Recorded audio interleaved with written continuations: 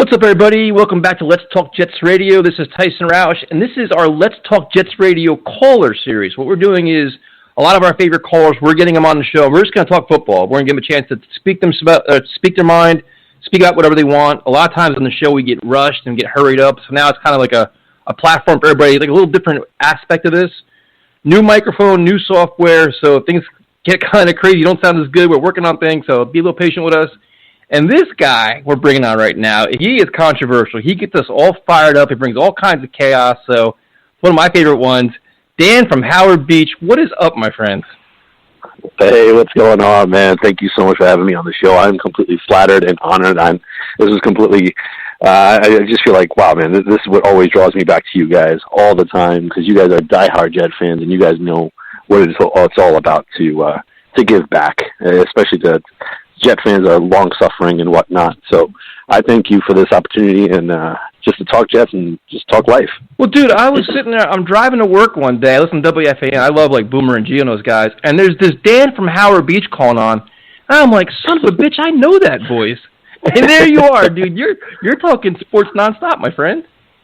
I love, just like you guys, man, you guys love talking about the Jets, man. And that's where I'm at, man. It's 24/7, always talking about, always thinking about things that are completely in fantasy world at this point. You always think about the best thing that could happen, but ultimately know that the worst thing is bound to happen, which I shouldn't be talking like that, but it is true. It always happens. It seems like we're watching a rerun every season. But again, what made you a Jet fan, though, dude? What made you a Jet fan? How'd you start with this? Is the weirdest thing. So, and it happens to a lot of people that come from South America. Like South America, we don't have soccer. We don't have football. We have soccer.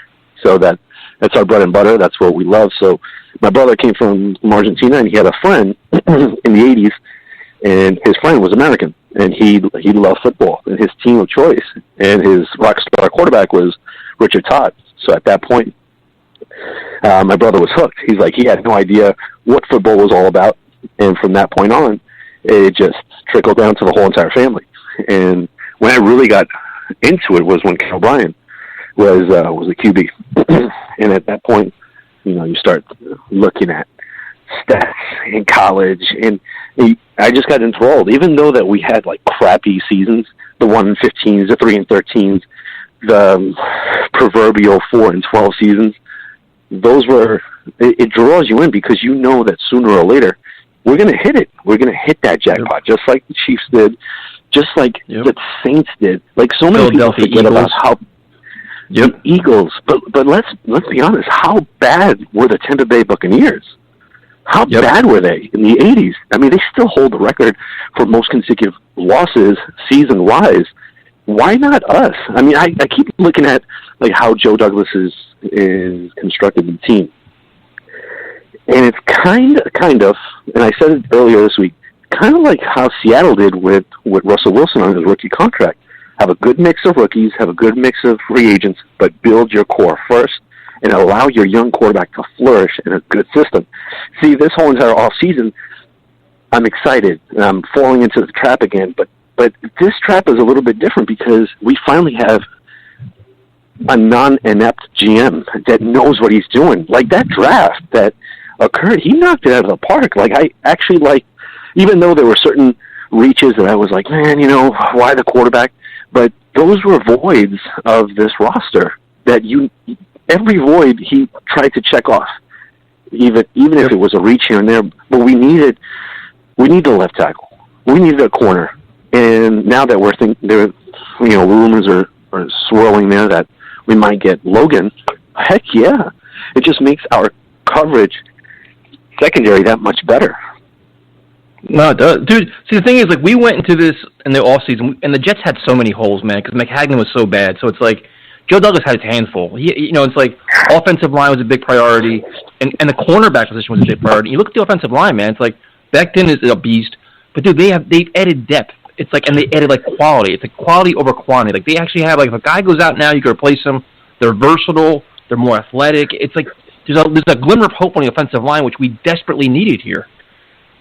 And he doesn't want to stop. That's the big one. Like, that's one thing that our GM has over the previous GMs, he gives a crap about depth because he sees how arduous this season is going to be. We're not going to be playing against the 2019 opponents. These we saw how bad it was last year, dude. He saw firsthand last year how bad the line was. Exactly. And he's seeing, you know what, let's get a Jason Peters. He's actually going out there and he's trying to get a Warford, which is fantastic. This is what we need. But the thing is, we have to get these players. Like, if you're going to get a Warford, you can't do a 1-year deal. Exactly. To me, the offensive line is one of those things that you can't do 1-year patch-up deals, because that's what killed us in the past. Like letting go of Pete Kendall, letting go of Thomas, that Pennington year. You can't decimate the offensive line. History has shown the Jets have destroyed their young quarterbacks because of the ineptitude of the offensive line. For the 80s, Criswell and Cadigan, then in the mid-90s, and then just destroying the whole entire chemistry of it. That's why I hated to see Robbie go. But Dan, just stay with the offensive line for a second, because I completely agree with you. And that was the one thing I was critical about. Like, the one thing I like about Joe Douglas, the contracts are all reasonable, but a lot of them are 1-year deals. Especially for the offensive line, it's like, all right, where guys are going to be here for at least 3 or 4 years as a unit playing together. So you figure you have Becton, you have McGovern, you could probably get Lewis, but the other piece is, like you said, if you can get a Warford, make it a 3 or 4 year deal. If you want to, like, Jason Peters is obviously so friggin' old, but, like, I agree with you, dude. Like, the offensive line is so big, but then if you look at the wide receiver position, how do you look at that? Because to me, it's like Crowder's the known. Perryman is, I kind of want Robbie back, to be honest with you. I'm not really sure what Perryman is. Then you have Doxson, who people are really high on. I mean, come on, dude. He's a journeyman guy as well. Mims has talent, but that's still, to expect a lot of him in year one is probably asking a lot. How do you look at the wide receiver position? The same way I look at it, all starts with the offensive line. If your offensive line can give you that time to the quarterback, the wide receivers will come. They have to do their job, because it'll give Darnold that much more anticipated time to at least exploit the coverages with these wide receivers, even though that they're young, whatnot. But honestly, I would love to see a trade. I would love to see some sort of left field trade for these upcoming free agents in 2021 that they have 1-year deal, 1 year left on their deal. So most likely they're going to be playing for that season. But if maybe Joe Douglas can trade for maybe like something cheap, something like the Rams did with like Fowler, like a 1-year deal or whatnot, maybe at least you have the exclusive rights in the off season. That would be great. Yep. But the thing is, look, definitely I would love more wide receivers, but let's not forget what we have in the arsenal. We have, the 2 tight ends that hopefully those 2 guys, Herndon and Griffin, will be healthy. That to me is the biggest thing. Sorry for jumping back and forth, but the biggest thing in this year is our health, is our injury bug. No doubt. If we can get through the injury bug, this team, to me, is an over 8-game winner, in my opinion, because the offensive line is set. We can compete. The defense is stout. Greg Williams will have. But Dan, if you just stay with the offense for a second, though, like I think I agree with the offensive line. The offensive line, if the offensive line is good and you can get the running game going, which is super super important for Sam Darnold and your play calling. If you can get Le'Veon Bell going, if you can get Perrine going, if you can get Josh Adams or Frank Gore, whoever else you want to run, if you can run the ball, it opens up so many things. But then it comes down to Sam Darnold has to take control of his offense, and they've got to control the time possession, be able to do a lot more things. And to me, it's like Sam can make a lot of people better if he plays very well, and that can kind of offset a lot of things. But dude, they've got to, as an offense, they've got to be more complete, more well-rounded, and take the pressure off the defense, man. Like, they got to be able to win games instead of defense holding the fort and just finding ways to pull it out in the late fourth quarter. Completely. This can all blow up very soon with the Jets if Adam Gase doesn't take that next level, because now it all falls on his shoulders. Everything is for him. All the chess pieces are given. Everyone is at full strength. You can't look on the offensive side and say, Le'Veon's not doing good because the offensive line sucks. Darnold isn't doing good because of this. The offensive line is set. You have a good offensive line, Le'Veon works. The way he was meant to be worked. Yep. Completely. But it starts with Gase. The thing is, there was an ex-Jet that played for us last year. What was it? Montgomery, right? Yep. He was I think earlier today. He had tweeted out. He said, ask whatever you guys want, and I'll answer. So one of them, they asked him, Adam Gase, first thing that pops into your head, and he said, obsessive. So that's a good thing and a bad thing as well, because again, look at the Cincinnati Bengal game. It was perfect to just feed Le'Veon Bell. Perfect. Not up the gut, just around and exploit that team that didn't win no games up to that point. But no, he wanted to outsmart the Bengals. And look at the Bills game. Dude, Robbie Anderson had a friggin', it's like, they had no corners left. I mean, nothing. Robbie Anderson, exactly. That's the thing. Adam Gase, and that's the whole thing. And dude, I cannot agree with you more. Adam Gase has no more excuses, man. Like, this is, you have better line play, and you have enough talent to be a serviceable offense, and you have a quarterback that can be dynamic. Like I think Sam can be that good, dude, to be honest with you. Give him time and let him flourish. And it's on Adam Gase. He has to maximize him now.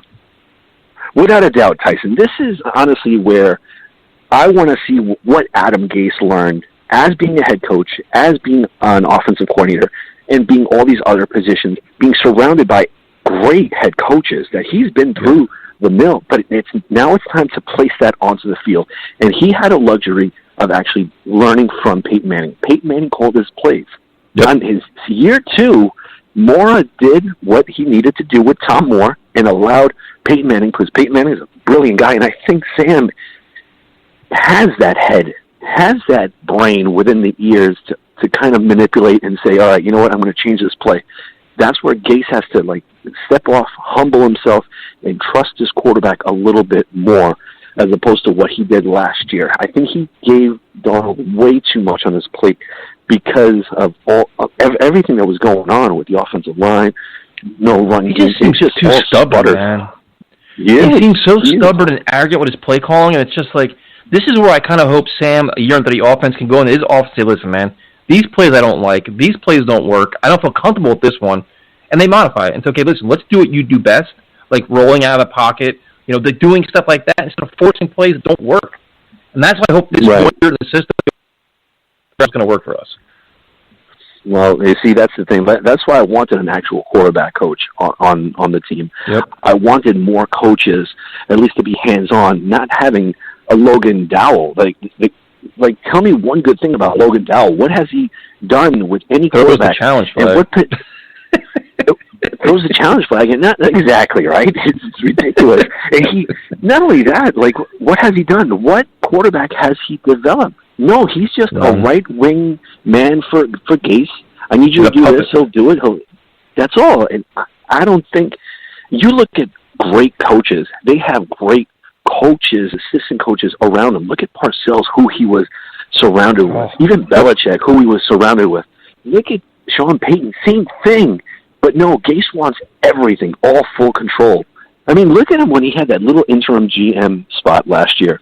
He started firing. He loved it. He loved that full autonomy. That's where I think Joe Douglas brings a different factor to this whole entire thing. Honestly, the only thing that was interesting about that, though, not to cut you off, but it was like Joe Douglas just put on the field the worst offense in football last year. It was horrendous, and no changes are made to your staff. It's like, how the fuck? Yeah. That's the only thing that boggles my mind. Just to show accountability or sake of urgency, saying, all right, listen, man, I know these are your guys, but we were horrible last year. We were dreadful. I agree. So, and there's two things. It's that, and then the injuries. So, all right, we were horrible with injuries and horrible with the offense. How are there no significant changes being made? How are you going to hold players accountable if you're holding your own staff accountable? Completely. That was the one thing that I looked at, just for one change. So there was one position on that coaching staff that I wanted some sort of change, and that was a strength and conditioning coach. No one brings that up. Nobody. We had almost the most injuries in the NFL. It deteriorated. And it wasn't even close. It wasn't even close. Every week somebody just went down. But again, sometimes it trickles down to the coach. How do you leave Avery Williamson that third game just like that? That was a complete Rex move. Dude, even bringing C.J. Mosley back, you could tell he couldn't even freaking walk, dude. He couldn't. They were pushing it. They did the same thing with Sam. Yep. I'm happy that Sam he showcased. He's strong. He's a strong dude, but you can't rush people back. But this is where this could be a little bit frightening as well this year, because make no mistake, I think Gase knows that the guy's on the hot seat. He knows that the guy that has the staple longer is Douglas. He's going to be here for another 5 years. So Gase probably knows there'll be. But I don't like this Gase shit where he's trying to put things on Sam Darnold, like, oh, the pressure's on Darnold, and he's like, listen, we all agree Sam's got to play a lot better. We all know that. But he's young, he's growing. Of course. And it's on Gase to help him. And this, it's like, dude, it's play calling, it's game management. Like, he's going to be better with all that. But then to go to the defensive side of the ball, what are your thoughts here? I mean, they add a lot of pieces to the corners. I mean, they need corners badly. Thank God Tremaine is gone. Darryl Roberts is gone. Well, a lot of veteran players, a lot of guys on one-year contracts, which is unfortunate. What are your thoughts on the defense, man? Well, to a certain point, it's unfortunate, but I kind of see it as a blessing in disguise. Look at when we just started the season last year. You had a whole bunch of, slump dogs that they didn't even want to play. You had your Trumaine Johnsons. And then when they started placing Mollett, bless Austin, I'm not calling them the Pro Bowlers, but they showed nads, man. They showed some balls to the wall, and they had some grit. They wanted to play ball, and they wanted to showcase that, this is an opportunity for them. But you had, I don't know if you felt it, but you had, that certain transition. Like, when you would see Trumaine Johnson playing, you're like, sooner or later this guy's going to get benched. But for the time being, this is atrocious. There's got to be somebody else in there. And anyone that they put out there, even the guy that they traded for in the Colts, they put him out there. Hairston, he got an interception right away. He was playing. They were balling out, and I think that's what Joe Douglas was looking for. And just to touch again on Joe Douglas, this is what I'm getting from the guy, the vibe. Look how aggressive he was in free agency, in the draft, but not aggressive, but strategic. I think if Gase does not pan out, he's going to use that same strategy to bring in a coach with some credibility. And that guy, I'm saying it right now, I think that'll be Jim Harbaugh. I think it'll be one of those things because Joe definitely has some repertoire with John Harbaugh when he was with Baltimore. Definitely, it's such a small world with them. They'll definitely have some kind of connection and whatnot if he doesn't win a national championship in Michigan, which it just doesn't seem that way. It's not going to happen. Yeah, but going back to the defense, I think the corners are better. I mean, you have a lot more depth there, which is important. Depth, quality, veteran guys, one-year deals. But I think the only concern with me is I think the reason why guys got exposed last year is because they had no pass rush. And this year, the corners could be actually better. The secondary could be better, but where's the pass rush? I mean, you got to hope that they draft a guy that can maybe do it in Zanuga. I mean, Jordan Jacobs comes back. I still being for a guy like Marcus Golden, like Curry, sign a veteran. Dude, it could be I don't give a shit if he comes in on third down only and can just get after the passer, but that explosive guy that has to do it because, I mean, you can almost say they're one piece away on defense. Like, that piece could make them so much better. You nailed it. Exactly. And again, I would love Clowney because it's a name. Honestly, I want to tell you why. I want to see Clowney play out, but I think it's just a name. And the thing is, the amount of money that he's going to correspond. That's why I'd rather go with Colden or Everson Griffin. Yep, me too. Something that can add to the defense as opposed to subtract. Yeah, of course. That's a good name, dude. That's a really good name. I would love him, dude. And they're going to come. They're going to come cheaper now. They're going to come cheaper now. Clowney still wants $12 million, but Griffin, I would do. I don't think we're going to even touch Clowney. In all honesty, I think the way how we're going to allocate. Yeah, I think the way how he's going to allocate the money is probably sign Logan. Hopefully, again, as a dummy, I got my hopes up yesterday. Oh, we're getting him, and it seems like it's smoke right now. Again, it's like one of them Antoine Whitfield freaking Anthony Barr. Anthony Barr. Oh my gosh, I was like, oh snap. But again, who knows? But I think his eyes set on Warfield as well. Maybe just getting two more guys with what he has left. I hate saying people are going to be losing their jobs and whatnot, but if you have an opportunity to get Warford, then you have to let go of Brian Winters because you're getting for the same price. That's the big one. You get an upgrade for the same price or $500,000 more. You got to do it. To be honest, but the thing is, I think Brian Winters is on his way out anyway. I think it's a matter of physicals. If these guys all get their physicals, you got to see what you have, who's in what kind of shape, where and then once you do that, I think he's going to be gone anyway. But Warford. But going back to defense, what is your take on this, Jamal? Obviously, we think he's a great player, all-pro player, and all these rumors out now where he wants his. I mean, this is no secret. He wants to be a top-paid safety in football. He deserved it. He's earned it. He's all-pro. Do you think he's trying to price himself? Do you think he's trying to price himself out of New York, or he's just that much of a pain in the ass where he's like, listen, I want my $18 million a year, or get rid of me? Well, I think it's a sprinkle of everything, because I'm hearing rumors that the salary cap will go down next year. I don't know how true that is. I have no idea how the ticket sales. Yep. Yeah. So, if I was in Adam's shoes, I'd probably do the same thing. I'd say I want to get my money now, like right now. Just like when they had with the CBA with the draft with the rookies, the last number 1 overall pick that got like a grand slam. The finances was Sam Bradford, and after that, it was like just freaking fish and chips. You know what I mean? Yep. So I kind of see why Jamal Adams wants to get his money right now. And I don't blame him. I would do the same thing. I don't think he wants to price himself out of New York, because I think what he wants to do in New York is something very special.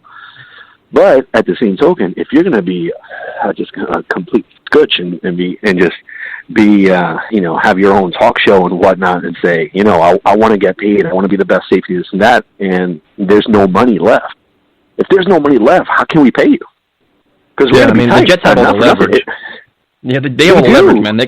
They have all the contracts. He can hold out and everything else, and they say, it's very similar to Revis, dude. Like, the Jets have all the leverage, and it's just a matter of how Jamal wants to handle it. And I think he likes New York. I mean, he has all the endorsements, sponsorships. He has the big platform. He likes all that. But I also think he's losing. And I think this losing is probably taking a toll on him, where he's like, Jesus Christ, man, to go from LSU in the prime time, like all the glow, to the bottom of New York where everybody's booing the coach and flying banners and shit. You know what I mean? Like, this has got to be culture shock for him.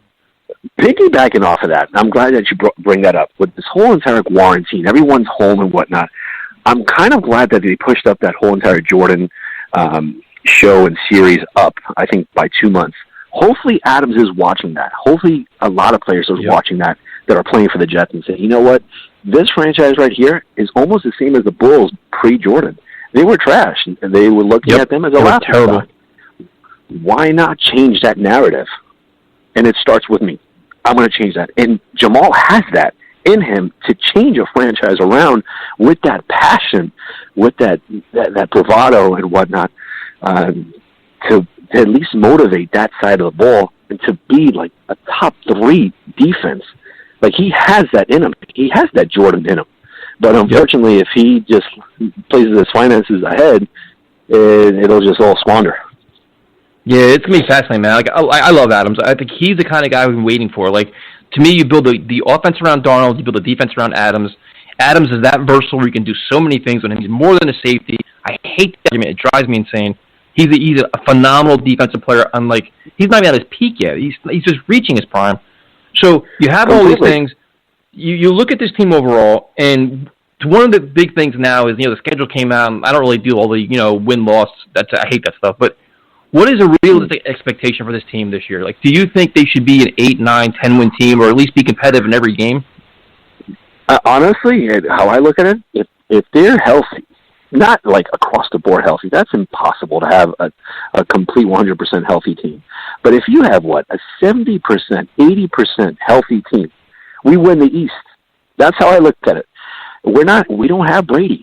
We don't have Brady to contend with. Yes, the Bills are up and coming. The Bills are us, just a year. They're ahead of us. Yep. If that makes that's all it is. That's all it is. There's no but Sam can offset dominant that. Team. Yep. Sam can completely offset it, because look at his performances as well, with having a crappy offensive line, formidable receivers, yeah, but no run game to boot, and an inept coach to begin with.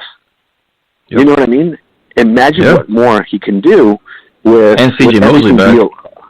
Oh my goodness! Imagine that, man. Honestly, but if the injury bug hits, it's a 6-10 season. in but I mean, like, cases that but you don't, like, for me, like, you know, I talked to Tyrone about this a little while ago, and I was like, listen, man, like, I understand the schedule's tough, and it's a lot of West Coast trips and all that stuff, but, like, dude, this team has got to be competitive, man. Like, I'm tired of, like, oh, there's not enough talent, there's too much traffic. Like, I'm tired of excuses. And it's like, you know, we kind of give them a pass the last couple of years because of all this other things they had to deal with. But the improved roster, we just talked about that. You know, the flourishing of Sam, you know, you have Le'Veon Bell's going to be better. Jamal Adams, he's still Jamal Adams. Dude, they should be in a game. They shouldn't be getting blown out a couple weeks in a row. Like, I don't care where you're playing. Play the game last year. Still be competitive. Like, that should be the expectation for every Jets fan this week, or this year. Without a doubt. I mean, completely bullseyed it right there. Without a doubt. There's no way that you're going to watch that we should endure more garbage games. There's no way. I mean, first game of the season, we should win. Straight up. Yep. There should be some sort of vengeance in their mind to say they came to our house and they stole the game. They stole the game, and our quarterback was sick, and he almost won the game, but they stole it. And then everything just avalanched. They should go into Buffalo and wipe the floor with them. Yeah, dude, I agree. And they should be on a mission, dude. They really should be. Completely. Even against hardcore teams, they have to level up against the Niners, against the Chiefs, against the all these playoff teams from 19. They got to level up. And I'm sure they will. They have to. And the thing is, like, now it's like you're bringing in all these guys. It's a highly competitive locker room, you know, high character, high energy. You have the Moses, you have all this, where it's like, listen, if you play a great team like the 49ers, play them very well and be competitive. Like, these games should be, like, you know, like a touchdown game, 3-point game, and be in it. Totally. Like, there's no reason to get trounced anymore. Like, you're not a bottom feeder, and don't act like one. Play, you know, like, it's just, so that's, I guess we're on the same page with that, for sure. Dan, a couple more things for you, man. Some other things. Who is your favorite player of all time? All time? Oh, man. This is going to be weird. You're probably not going to like it. Probably nobody does. My favorite player of all time is a player that got me hooked on the Jets, especially at quarterback. And that dude's name was the great Louisville quarterback, Browning Nagel. Oh, the reason why. Oh, he's horrible. Be kidding me. I remember his debut against the Falcons. I remember his debut. I'm like, oh my God, we have something. And then he throws screen passes like rockets. He killed the running back. What about the first game against the Eagles in the Hall of Fame game? 5 touchdowns. The dude was unstoppable. I was like, oh, this is it. But in all seriousness, my favorite all time throughout all history, it's got to be Cribette. It's got to be him. It's the story of the Jets. It's the story of a Jet fan. It's the story of no one giving a crap about our team. And we come out of the left field and we're underdogs and we win Super Bowl III. That's when we do the best, especially during our whole entire franchise, even as Jet fans. When we least expect it, they come out and they just blow the doors out. Just like, again, in 2002, when we won the division against the Packers.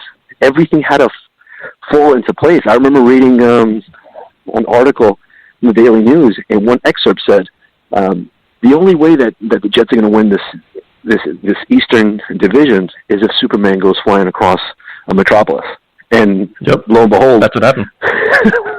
Dude, I remember. I remember we were sitting in the parking lot tailgating for that game, and I was like, "Oh man, we were getting hammered. It's like, oh, this game's a waste, another wasted season. This is nonsense." And all of a sudden, we're watching TV. Like, wait, hold on a second here. Like, we have a chance. Like, oh, you've been drinking too much. Like, no, we have a chance. And then all of a sudden, it all sort of falls. We go running inside the stadium. We're like, oh my God, this is amazing. That was one of the weirdest experiences ever at a tailgate. It was so euphoric. I think I was in college and whatnot. And I was home and just flicking back the. No, it was on the same channel. Definitely, it was on CBS. And as soon as what's his name, Vinatieri hits that field goal, I go nuts. I go crazy. I'm one of those that my neighbors know that there's a Jet fan residing here. That's how big it was wherever I go. And they're like, holy smokes. And I'm like, we got to beat the Packers. And the Packers were pretty good that year, I think. They were good. Yep, they were good. So what is your favorite memory as a Jets fan? Like, what is your memory that you enjoy the most? All right, the one that I enjoy the most has to be the '98 playoff win against the Jaguars, because my brothers and I, we used to own a pizzeria, and we had a lot of Jets memorabilia. Everybody in the town knew that we were big Jet fans. The funny part is that we never went to a game. That wasn't instilled in us. I mean, we would go to soccer games in Argentina for like Boca Juniors and River Plate, and like those are crazy. If you ever go to South America, take me with you, and I'll tell you where to go, and you will have a blast. But there was a big Jet fan, an older gentleman, and he said, "You know what? I can't go tomorrow to the game, so here's 2 tickets." And I'm like, "Holy smokes, you got to be kidding me!" So I brought my brother John, and he was very skeptical of a football fan because of that soccer background. But after that game, he was hooked for life. He was a Jet fan, and he's older than me. So that was beyond. That was the best environment ever at a state, dude. That was one of my favorite games of all time. Like the atmosphere before the game, during the game, after the game was like a big party. It was amazing. Everything. Oh, it's so great. I can still remember seeing a fan with a huge billboard saying that it wrote "Bring on Elway." I'm like, this got to be our ear. It has to be. Yep. No, dude, I definitely, that was my favorite moments of all time. I'll never forget. And the game that Keyshawn had, it was just magical, man. It was the interception at the end. Yeah, and then it was like people were running down like in the parking lot. We were out there running around with bottles of champagne and shooting champagne off. I'm like, I can get used to this, man. Like these home playoff games, I'm like, we're on to something here. It's like what a good time that was. I don't know if you have that same feeling, but that's the last time as a Jet fan I felt like we were invincible. Like every game that we went into after that week 2 loss and Foley was replaced, that was one year where I said, "Yo, balls to the wall, man. No one's taking this Super Bowl away from us. Nobody." But you know what it was, though? And of course, about the end, like, but you know what? It was they had Testaverde and Corbett, Curtis Smart, and Mawai, all the guys. But you know what the other difference was? Parcells. You knew the game plan was going to be legit. You weren't getting over on him in time management, game management. Like, you knew you're getting the best version. Like, your team was coming in prepared. You know what I mean? Like, that's the confidence that I always had. He changed a 3-13 team into a 9-17 with on the verge of a playoff spot against Detroit in '97. Yep. Should have been. Oh, my God. But honestly, in his tenure, he made one big mistake that he should have trusted his gut. And that was in '99. When Vinny went down, he should have put Ray Lucas in there. Yeah. Right from the bat. Rick Had he had that opportunity. Rick. Who else did we have? We had Tom Tupa there. Tom Tupa came in first. But dude, Rick Meyer, he didn't let him throw the friggin' ball. It was the most gross offense ever. And Parcells was so stubborn. He was. That's the thing. Like that's where it brings us full circle. You have a lot of stubborn head coaches. Some of them it works. Some of them it just doesn't work. Like, not for nothing. Let's be honest with Belichick here. Belichick flew once he hit the lotto with Brady. I mean, when he was in Cleveland, yeah, he did good. I mean, when he jettisoned Kozar and he stuck with Vinny, but that was just one playoff winning year. That's it. Belichick was always going to be stubborn, always going to be his way, but he surrounded himself with excellent coaches. That's the difference between Gase. He had the only good thing that he did was keeping Brant Boyer and selecting Greg Williams.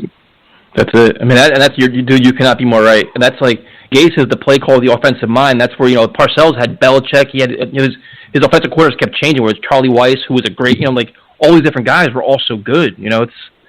It's interesting, man. That year was my favorite year. That was like they went 12-4, and you expected like ass beatings. Like, this team is confident. They played with swagger. They played smart.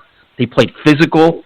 It was like you were proud to be a Jets fan. Like, you walked around like proud. Like, this is our goddamn team. Without a doubt, and we knew that we had the Super Bowl in the bag because we were playing against Atlanta, who we destroyed. Destroyed at home. Like, we knew it. Oh, dude, man, it was that friggin' block punt, too. The block punt before halftime in Denver. That was it right there. I'm like, you got to score a touchdown. That first half, they could have won the game in the first half in Denver. The game should have been over there, and they didn't put it away there. Still drives me crazy. And then how the frick you fumble he fumbled the kickoff like friggin' Meggett. And then Byers and Curtis Martin fumbling. What are we doing? Alex Van Dyke. Oh, God. That's what I'm saying. Like, when I watch a Jets game, I hate to say it, but it's like, all right, this mistake happened. I've seen it. I've seen this before. I've seen it, but I don't want to get wrapped up into it. I got to stay positive. Maybe nope, it's not happening, and there goes the restless nights. And it's crazy, man. It's insane how it can really dictate the week. But the funny thing is, and that's why, like, a lot of people get mad. You're like, oh, dude, you're so negative. I'm like, dude, we've seen this before. Like, we've actually literally lived through it. Like, we've actually seen this with the same team and the same green and white. We've already seen it happen. So it's like sometimes you're just like, it's so ingrained in your head of failure and mistakes and stupidity that you kind of expect it sometimes, which is unfortunate. Like, you want to change, but it has to be changed out of you. It has to be, and that's where the beauty of having Parcells was there, because we weren't used to that. I mean, the closest thing that we had as a head coach before him was Walt Michaels, and he was fired after going pretty well. So he's like, hey, you're having way too much success here. You got to get the fuck out of here. Oh, excuse me. No, you're right. It's like you're winning too much. You're out. Take care. Or even I mean, look. Let's be honest. Even looking at it, as bad as the Pete Carroll year ended, with the whole fake spike and all the other shit and losing 3 games in a row, to bring him. How do you not give him another year? To fire him for Rich Kotite, who was getting run out of town in Philadelphia, that's Jets, dude. That is like the epitome of the Jets right there. Like, I'll never forget listening to the radio. My buddy called me up. He's like, guess what? The Jets are firing Pete Carroll. I'm like, dude, stop it. Like, you got to be kidding me. Like, there's no way of doing that. I'm like, who are they hiring? He's like, Rich Kotite. I'm like, what? I'm like, the guy in Philadelphia? I'm like, you got to be kidding me. It was unbelievable. He had one good year, and that's what blew my brains out, was that he had one good year in Philly, and he didn't make the playoffs. He was 10-6 in 90. It was terrible. And then he sucked. His highlight, believe it or not, his highlight in Philadelphia was the game against the Jets where Eric Allen had that freaking circus interception for a touchdown. And Leon Hess, God bless his soul, he said, that's going to be my dude. Yep. Yeah, I'll never forget. The funny thing was, that was my first year of getting season tickets with the Jets. 1995, the first Kotite year, my first year with the Jets. So my first 2 years as a season ticket holder were 3-13 and 1-15. I'm like, dude, this is just like, what am I doing here? Like, this isn't fair. This is just insanity. You know what I'm saying? Like, when you go to games, you're like, I hate this team. Like, why am I wasting my money? Like, I'm just going to drink my face off every Sunday because this is terrible football. Completely. I mean, I'll go to games, once in a while. Probably I'll go to a game once a year, and I got to go there early because that's one of the Argentinian side about me. Like, I have to make a big steak out completely. Of course. Short ribs, skirt steak, all the chorizos, everything. It's got to be big, and I'm not going to get wasted, but I'm going to get wasted afterwards because I have to not know, kind of like forget about what just happened during the game. Especially like the Jet-Miami games. Those games right there, you don't know where it's going. If we're having a good year, we're definitely going to lose to them. If we're having a bad year, we're definitely going to beat them. Yep. No doubt. Dude, there's games like that too. You're just like, you leave so pissed off. I'm like, I can't deal with this. Like, I'm just so miserable. Like, I'm mad for like 3 days. Like, I can't take it. The eve of Sandy, we played against the Dolphins. And you could see that aura happening with Matt Moore. I think we knocked out Tannehill. And I'm like, we got this game in the bag. There's no way we're losing this. That was the first game I've ever left in the third quarter. I'm like, he lit us up. He lit us up because I was looking at the sky. I'm like, this is not going to look too good. That's the scariest quarterback for the Jets to play, the Jets to face. I always say that. Whenever they knock a quarterback out, I'm like, we're losing. I'm like, the backup quarterback, we never beat them. Matt Barkley, Matt Moore, it doesn't matter who it is. It could be anybody. We always lose. Bobby Brister. Dude, Baker Mayfield came in and lit us up. Remember? It's like, it doesn't matter who it just always happens. Bobby Brister. Oh, Bobby Brister. I remember that too. Jesus Christ. Oh, my gosh. Remember him with the shovel? The Sam Mills? Oh, the shovel. How fun was that? Yep. Oh, great. Oh, my goodness. Great memories. That's why, like, it's not about being negative. It's like you said. It's every memory that you have. It's sparse. The good memories that we have, and I think that's the beauty of having Twitter, is that at least we can all finally bond together. Even though we'll bitch around here and there, there'll be like some disagreements. Obviously, it'll never be personal or whatnot. But that's the beauty about maybe losing a game by one, or like you see the comments and you kind of see the comment thread of the fandom that we've created over time. Yep. And you see all the old timers and the new ones, and you can tell the newbies. You can tell them right off the bat. Yep. Off the bat. You can tell them right off the bat, dude. But make no mistake, I think either this year or next year, once the Jets start winning, hopefully, we'll see a lot of Jet bandwagoners. We're going to see a lot of them, just like I'm seeing a lot of bandwagon Bills fans all of a sudden knocking on Sam Darnold, that Darnold isn't nothing like Josh Allen and whatnot. It's just keep an eye out for that. That's going to be hysterical. Well, Dan, first of all, I want to thank you for all of your time tonight. I know you appreciate it, and thank you for what you're doing, too, man. If you want to talk about like this whole pandemic and stuff, thank you for your service and everything you're doing, too, man, because these are some crazy, crazy times right now. Well, I can't do it without everyone. This is a heroic effort from not only the medical field, but people that are staying at home and making the right choice. And obviously, all the citizens doing their own due diligence as well. Do your research. Look at everything. Look at the statistics. Everything there. I mean, people at the front lines, they're doing everything that they can to make sure that everyone is safe and sound. And hopefully this will never happen again. But no, it's a collective effort, and I'm glad to do what I do. Because it's an arduous process, especially handling cancer patients and whatnot.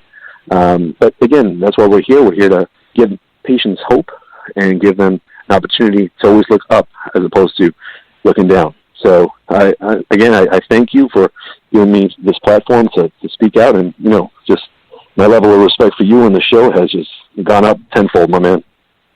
Well, and no, dude, it's my pleasure, man. First of all, you're a great dude, great. I love arguing with you. I love hearing your takes on it, and you're a longtime fan like me, man. We're all fans, and I love it. It's like one big family. Most importantly, dude, give out all your information so people that are listening to this, they can follow you on Twitter and talk about football with you.